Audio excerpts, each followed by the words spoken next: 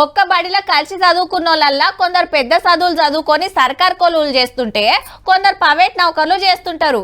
ఇంకా కొందరు బిజినెస్ దిక్కుపోతే ఈ చదువు మనతోని కాదనుకున్న వాళ్ళు భూమి జాగాలుంటే వ్యవసాయం చేస్తుంటారు. ఎవ్వరు కలవరు, ఎవరి పనులల్లో వాళ్ళు బిజీగా ఉంటారు. అసంటోళ్ళంతా పూర్వ విద్యార్థుల సమ్మేళనం పేరుతోని కలుస్తుంటారు. ఇక ఇప్పుడు గీళ్ళని చూడుండ్రి.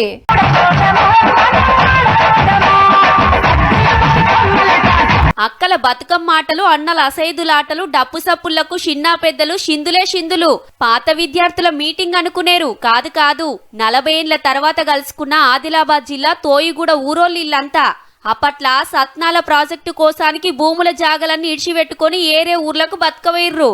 37 ఊర్లలో ఉన్నోళ్ళు అందరిప్పుడు పుట్టిన గడ్డ మీదకొచ్చి గిట్లా సంబరాలు చేసుకున్నారు. బాధపడుతూ ఒక్కోసారి నా చేనుని, నా ఇంటి స్థలాన్ని, నా గ్రామాన్ని, నా చదువుకున్న బడిని, గుడిని చూద్దామని చెప్పి మరి ఎప్పుడు ఆరాటపడేటువంటి వాళ్ళు హగో ఈడనే ఆడుకునేది, గీ బడ్లనే చదువుకున్నాం, ఈడ దేవునికి మొక్కులు పెట్టేది, గీ బాయిల నీళ్లు దాగేదని యాద్ చేసుకుంటుంటే ఓ దిక్కు మురిపం, ఇంకో దిక్కు దుఃఖం. ఊరిడిచిపెట్టినాక చెట్టుకొగలు పుట్టకొగలు ఎర్రు. అందరు కలుసుకునుడు అస్సలైతే లేదు. పెండ్లీలు పేరంటాలున్న ఒగలొస్తే ఒగలు రారాయే. 42 సంవత్సరాలు అయితే ఇక్కడ కలవలేమని పెళ్లిళ్ళలో పోతే నేను వచ్చినప్పుడు వాళ్ళు రాను, వాళ్ళు వచ్చినప్పుడు నేను రాను. అప్పటి పిల్లలు పెద్దోళ్ళయ్యర్రు, పెద్దోళ్ళు ముసలోళ్ళయ్యర్రు.